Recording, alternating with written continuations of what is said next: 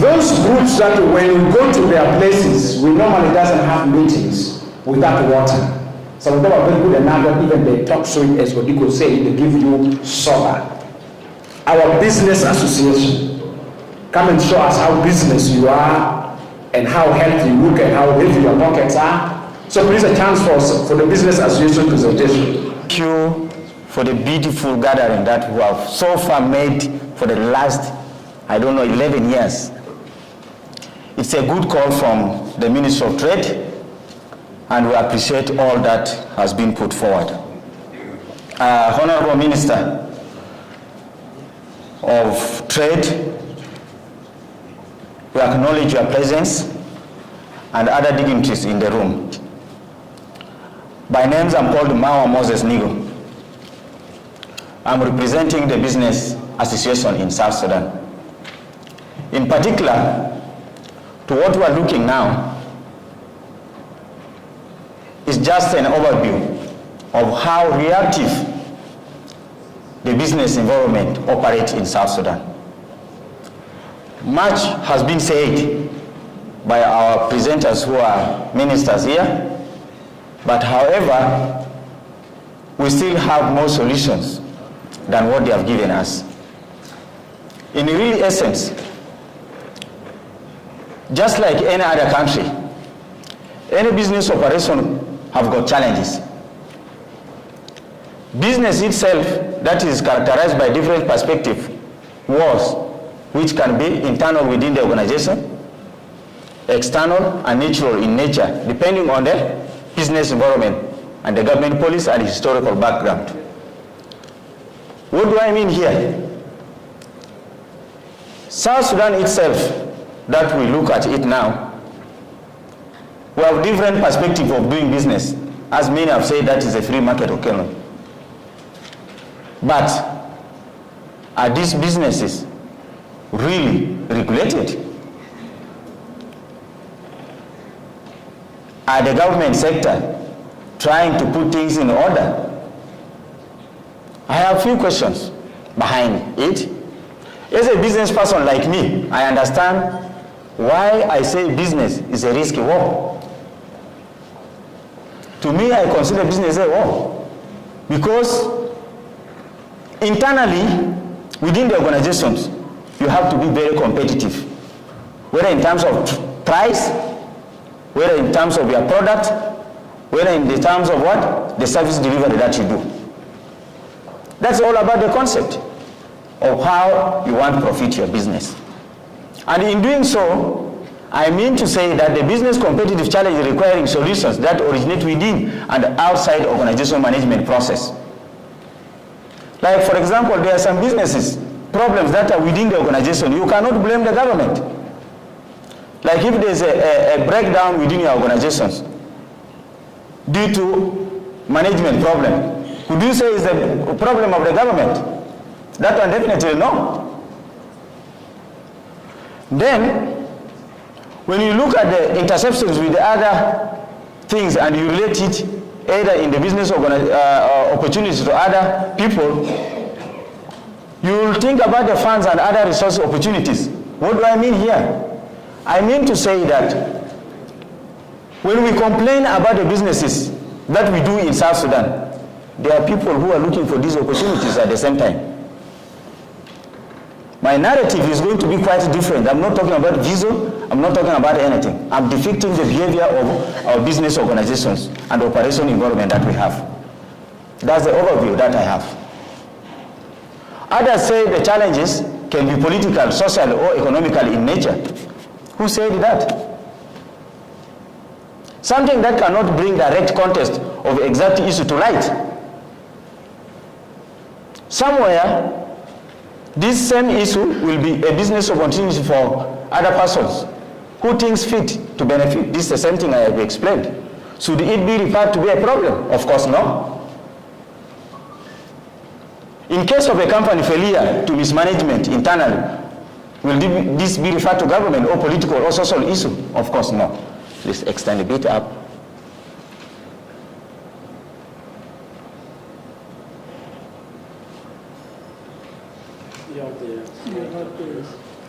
Which one? This one, yeah? Okay. So when addressing the business challenges in a country, in our country, South Sudan, we must put in our mind to ask and analyze questions. I'm a business person. I cannot say some internal business problems that are within my organization might be somebody's problem. That one, typically, I have not analyzed the strength, weakness of my organization. I have not analyzed it. So what would be the cause to the challenge? Is it the nature of the problem? Has the challenge been addressed before?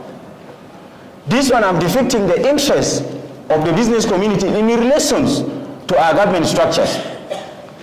I'm a little bit upset when I heard our ministers here, the undersecretaries, are giving us solutions and yet they know the problem. That means they know the problem but they are failing to implement it. And who is to implement? It's them to tell us, because they are our parents in the house. They are our parents in the house. And that's why this challenge, we need to think about it. Has it been addressed before? Questions that we ask ourselves. Some of our structures of government here, they have started saying roadblocks. They know roadblocks. And they have given the answer. Is it true that the roadblocks are removed? This has been in existence since then. Up to now, it is still existing. Even if we change ministers, they still exist. Are we making solutions? The mindset of people, any government policy or framework in place, is it there in place to rectify or to improve on the problem? These are the things that we want to answer today and tomorrow, if we want this South Sudan to move forward. Are the businesses in South Sudan being protected? I will remember only one person in my life. He's called Angelo. And my coach here, Agustino. When we started moving to Ministry of Commerce regarding some other challenges affecting small-scale business enterprise in South Sudan here, regarding import licenses, Angelo used to tell us that, Moses, I know your problem. What we are telling the angels is that if they are not registered legally, because they are registered with the RRC, Relief and Rehabilitation Commission, they must what? Obey that some of the goods specifically must be given to the local vendors in the country. That is Andrew. Augustine is here. At the end, they said the product, the what, you know how you should talk people. At the end, he concluded, what you do? Contract your clearing agent, let the clearing process the import license on your behalf. That is the integrity that we are looking at, to protect the interests of the small-scale enterprises in this country. Honorable Minister, I would like to bring this on your table, that this framework, if it is still existing in the hands of Angelo, should be made legal, such that we compete with the multi-million-dollar companies that are operating and taking away our pride to other countries, to other world. The other thing that we need to ask ourselves is, has there been comparison between the existing business scales? We all know that the businesses is derived from large, medium, and what? Wholesale or retail. Have these businesses that has been grouped like this, the type of business, has it really moved a step to outcompete with other countries?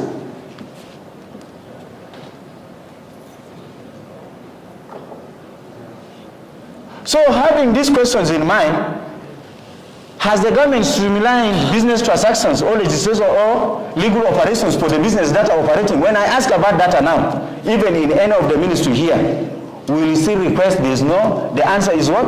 No data for some of the problem. That is frank, open. So, has the business been benchmarked locally and internationally?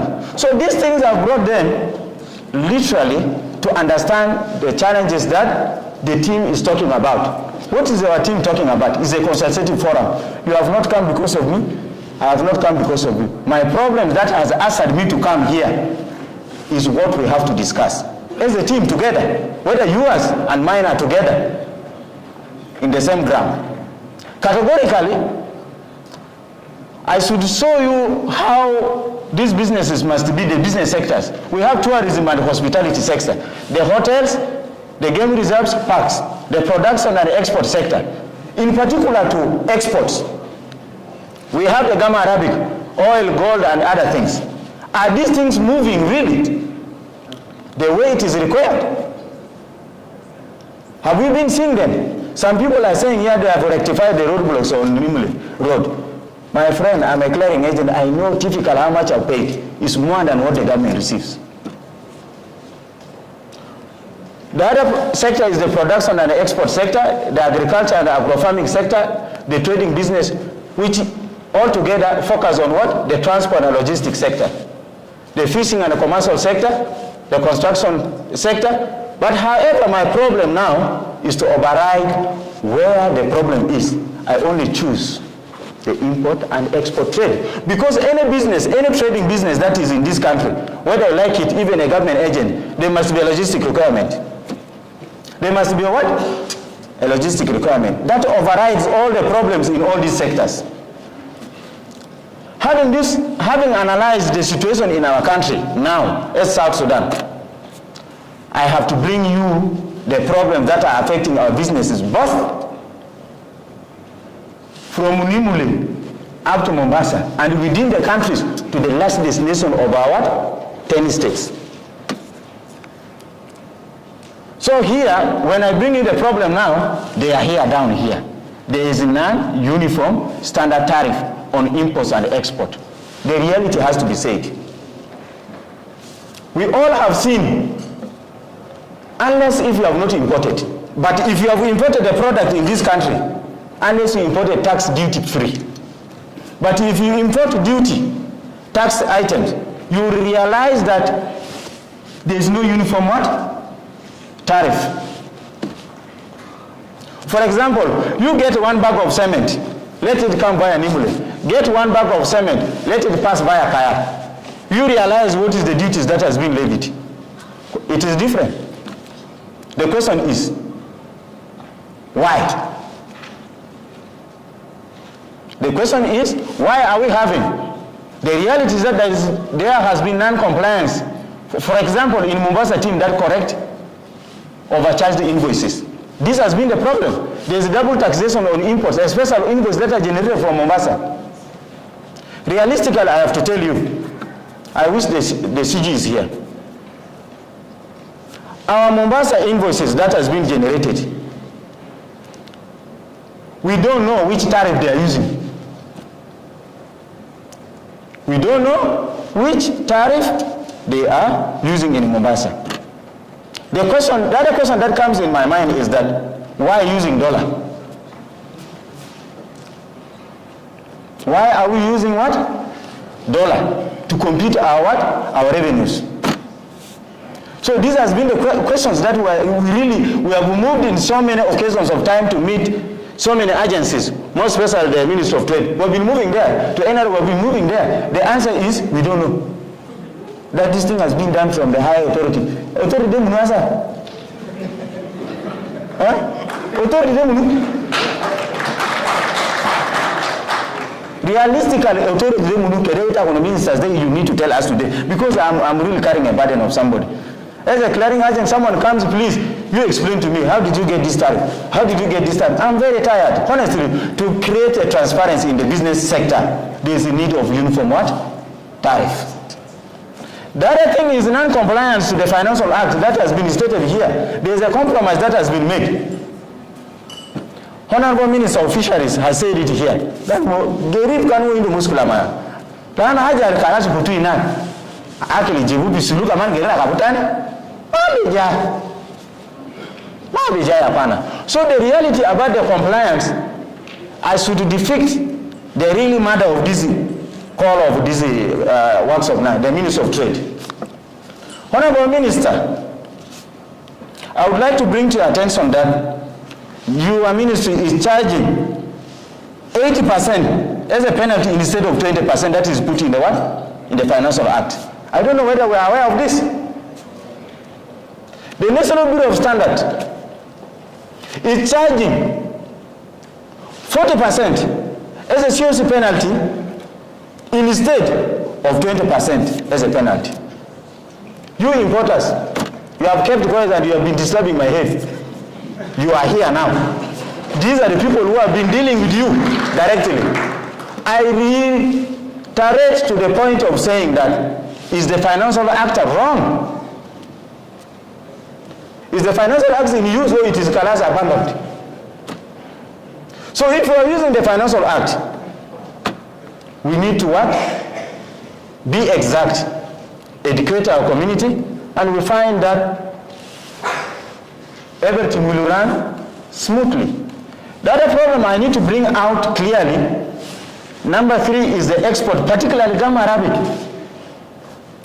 The Secretary General of Gamma Arabic is here.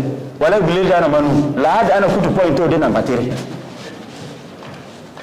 Muskila bitode, ya ana kutu kaman pi mahali kutu. Ga unnecessary documentation, acquisition put as a prerequisite on export. The other one, he said absence of standard what? Certifications for Gamma Arabic export. The other one, he said labs of South Sudan are not accredited. Me, I'm not an exporter, I'm a clearing agent. Let me be very frank with you. These are the ministries that you are talking of it now. If they have not accredited, I have to tell them now that I'm your voice microphone, that let them go and accredit it as it suits the standard of the region and the global context. The increase of taxes on Financial Act. Honorable Minister, during the inauguration of the ministry, the important thing I've heard is about waiver on some of and some export duties. That is the Honorable Commissioner who has said. I was jubilating in my room, but however the implementation has not been done. Now I was asking myself, if you can charge export $2 per kilo, then out of the $2, you enumerate it, you calculate it, then you take 18% on export. What are you remaining with? Globally, I have charged, I have moved within the region. I have also moved outside, even to Dubai, the heart of business center. I have never got the reason as to why South Sudan is charging 18% as export value on export. And even the Financial Act, it is not there, traders. I'm telling you, it's not there. My traders, businesses, it is not there in the Financial Act. So it is your right to claim for it. It is our right altogether to claim why they are charging export $2 per kilo when it is not in the Financial Act. That is a compromise. The other thing I want to bring to you is that when we want to put it in order, propose mitigations. We either harmonize, or we remove other deadlocks, or we devolve a system that will be managed by South Sudan Revenue Authority to monitor the performance of valuation of tax levies. That is it. The other thing I want to talk about is too many roadblocks. They are not bonus for unless you have not imported a car. But if you have imported, the Jama Salaminini, because if you are clearing it, they say these are chiefs. They have been paid dollars, now they want to give us pounds. The reality I have to tell you is that nobody is willing to corrupt any process. Nobody is what? Willing to corrupt any process. But the reality is that the roadblocks are too many. To be honest, this is something that you need to put forward. It is happening. Honorable Minister, this is something is happening. Unless if you have not imported or exported a product. Let's go ahead. Malo kama.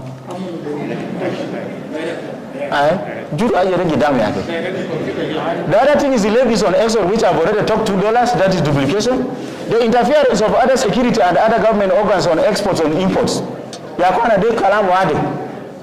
Today I'm talking to you on a transparent basis. If you want to finish me, we can finish ourselves outside. The reality is that these government agencies, whether you pay your duty correctly or you don't pay it correctly, they still stop your track. If you say you are not paying, they can even beat you. It is happening. These businesses, they are here, they can testify to you. They can even beat you on top. We are here for a consultative forum, which is very transparent. The reality is that the security organs and other government agencies, they don't know what we are doing. What do we do as ministers?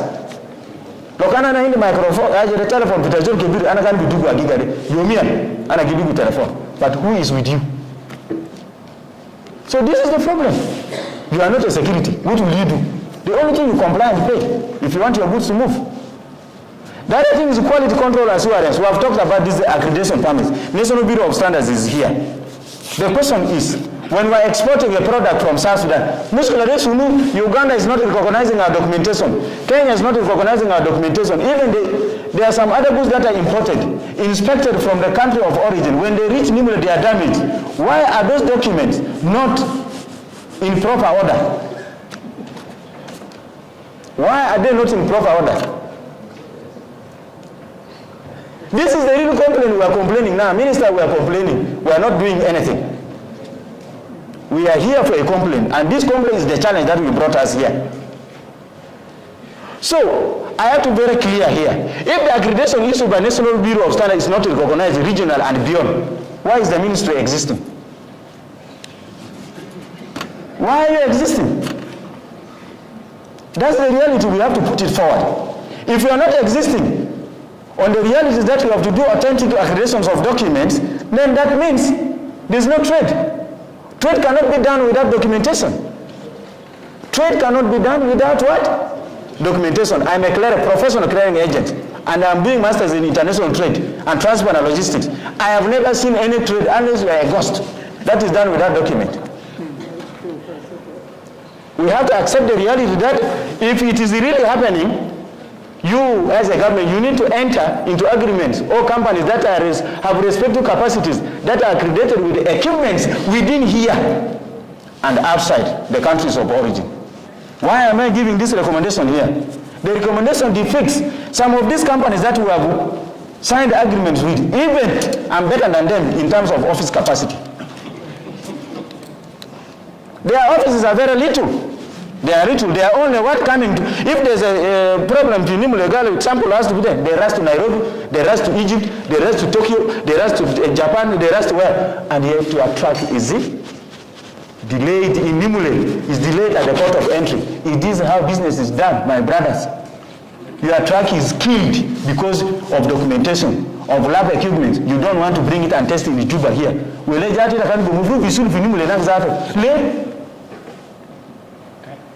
So this is the reality we have to talk about. So, I'm in a ritual now.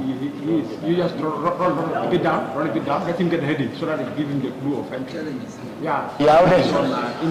Those ones that are put are within our country here. Now let's go to where the supply chain starts from Mombasa up to here. Put it up. The ICT system challenges, this one goes direct to the CG.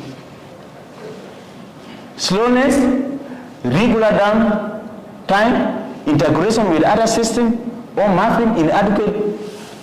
This thing that he was saying today here, he was saying that we interface with the system of what? East African Community. This is system because it has been registered with what? WTO. The question is, when are we developing our own system? When are we developing our own system that can suit? I said, Mali has a good Yomi and Nairobi. Yomi and Nairobi, they have Karabuna Zato. So the reality, we have to bring it to ourselves. If we have our own systems as the South Sudan Revenue Authority and we govern it, we train our own expert to manage it, will there be filtration or pinning of problems in our head? Nothing. Let me be very honest. Mombasa here, it's only our commissioner that moves there. Other countries like Rwanda, like Tanzania, that interfaces within the region, typically don't move. We do it here in our country.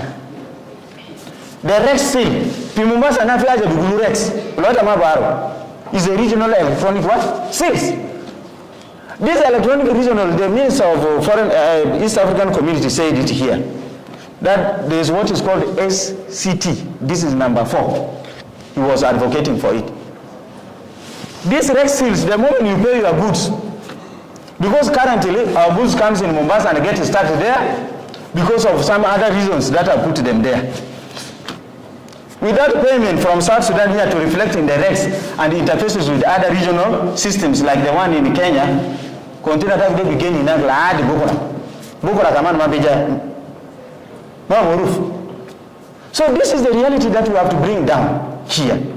What happens that we interface with the EAC and yet our system is low, that brings us penalties, that brings us regional poor management in these regards. The solutions are there. The bond experience and penalties. We have realized the South Sudan goods and Congo, East Africa. We are charged highly in another member state country. The question is, as a Minister of Trade, we need to know, why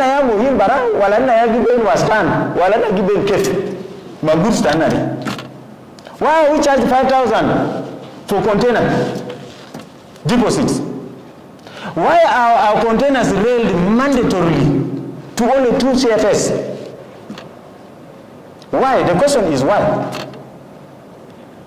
So if these containers are railed mandatorily, don't we have say? This is a monopolist nature, it is down there. The other thing is STC, which STC means single customs territory. This one I've talked about it. Then there's a haphazard and arbitrary introduction of levies. Honorable Minister, to be honest with you, we fought a long fight. In our fight, when we introduced systems in place, we have introduced something called the petroleum e-tax. We have introduced something called the ECTN. Let me talk briefly about ECTN. I'm a logistic expert. ECTN means electronic cargo tracking note. When you are tracking your cargo within the EAC region protocol, if the container leaves from China or in any other country coming to Mombasa port, it's already having an electronic what? Tracking device. Now, in Mombasa, within the EAC territory, the EAC has a mandate to fix a what electronic device to track this container to the last destination within the region. Our containers has been already tracked up to Nimule, up to any port. The question is, why are we charging another electronic charger for the container to move from Nimule in base Nimule? I don't give up a Poraja today.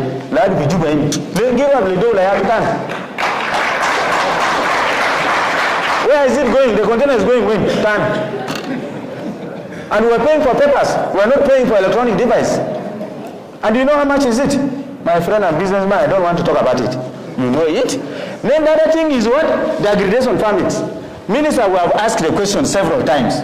What is the meaning of accreditation permit? Up to now, as a logistician, I don't know the definition of accreditation permit. Accreditation, there is what is called certifications. There is what is called accreditation in terms of quality. I did not get the meaning until now. The question is, you charge up to 5% of the commercial invoice, or on the CIF value, or on assessment tariff book. The question, where is the money going? And the question is, even why are we charged accreditation permits for goods that comes for our own consumption, for our own use, for our own benefit, for our own country, for our own people? Why are we charged accreditation permit? Then, do you know what? It is illegal charges. It is illegal. There is recently something called EAC, agency fee, and I clearing agent.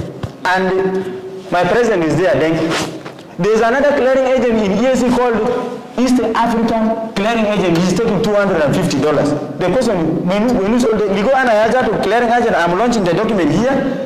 I'm paying here, and I'm sending the document to Mombasa through electronic device for the container to be released through the electronic Rex system. The container comes. Free clearing agent, is it a black clearing agent? Where are they most stand and go to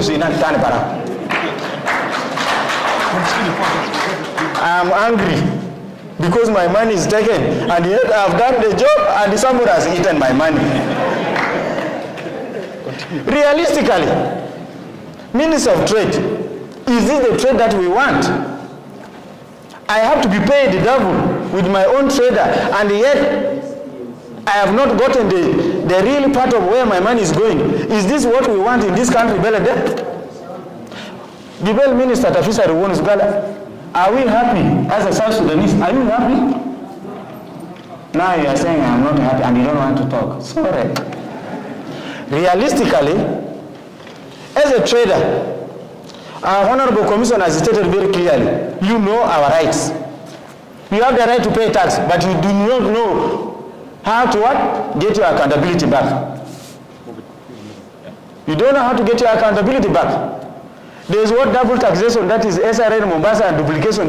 Fee hajata nini ya minister happen. Now it's happening. Me, I am there in the border. You pay your invoice after realizing that the taxes are paid more. After realizing you pay the taxes more, you don't have a procedure to claim for your money back. Maybe when you are a general, but I'm not a general. I don't know my procedure of claiming my money back. This thing has happened several occasions of time. I am a victim. I paid something that is supposed to be for $1,000. I paid $5,000. My 3,000 plus something has gone to you, the government. Did you mind about my safety? Do you really know how I bother to get this money to be paid to you as a government? And yet the government, the definition of government is the people plus what? Either on elites, the people and the what? Yeah, the government of the people. Yeah, I'm not a politician because I do containerization. So if you know the definition of government, meaning you are part of the government account, you receive your accountability. Receive your accountability. Then the other thing is what? Awareness creation. I've talked about Hajat and arbitrary what? Documentations. There are some documents that are sent to Mombasa contradicting our positions. You may find if a minister signs a document, even a junior commissioner general will send a document, they will say who is big. This thing is happening. It's contradicting the trading what and trade facilitation processes. The other thing is what? Expenses incurred due to delays. We have a lot of expenses because I said we talk about money.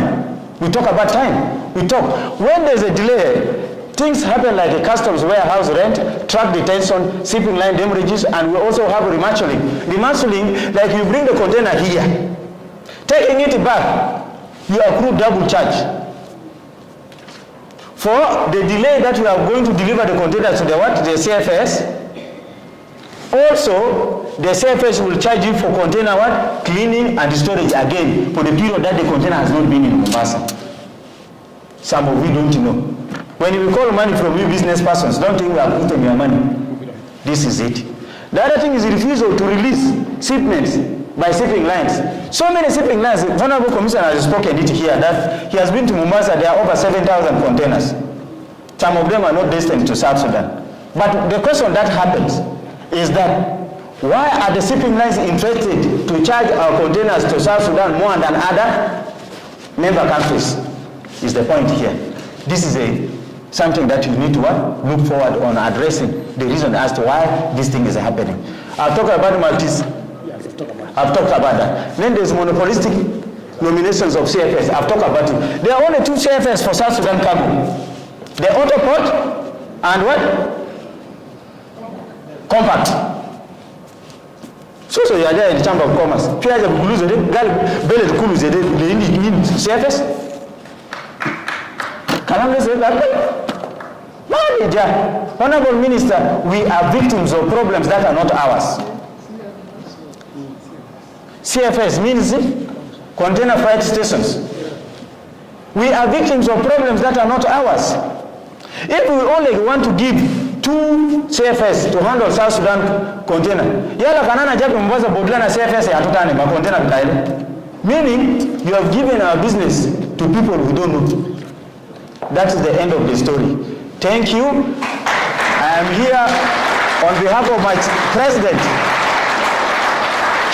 who is Daniel Ayuen. We have been together for all this while. We grew together. I am from Kaya. I grew from the Putu to Kaya. This is packing. Until now, I know the problems of trade, and it has entered my head. That's why I'm a clearing agent. Thank you very much.